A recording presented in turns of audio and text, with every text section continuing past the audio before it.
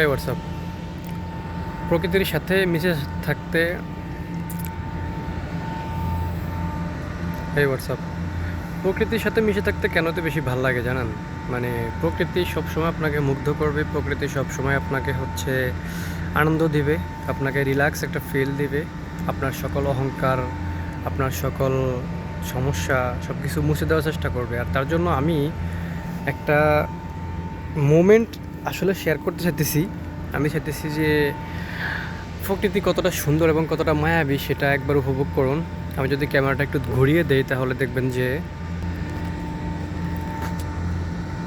খুব ছোট্ট একটি পাখির বাসা। আমি জানি না পাখিটি দেখা যাচ্ছে কি না, বাট দেখা যাওয়ার কথা। একটি ঘুঘু পাখি ছোট্ট একটি বাসা বেঁধে বসে আছে। আমি ওই দিনও দেখছিলাম বাসাটা, কিন্তু ওই দিন আসলে ভিডিও করা হয় নাই, তার জন্য আজকে করলাম।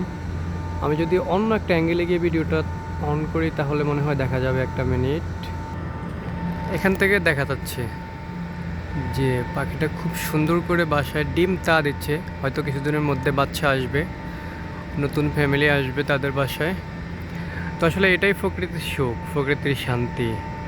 ইভেন আমি যদি খেয়াল করি এখানে আরও একটি বাসা আছে, সেটা হচ্ছে ওই বাসাটা ছিল এই গাছে, ঘুঘু পাখির বাসাটা, আর এটা হচ্ছে এখানে। এটাতে হয়তো এখন পাখি নেই, তবে এটাও একটা পাখির বাসা। খুব ভালোভাবে দেখা যাচ্ছে না,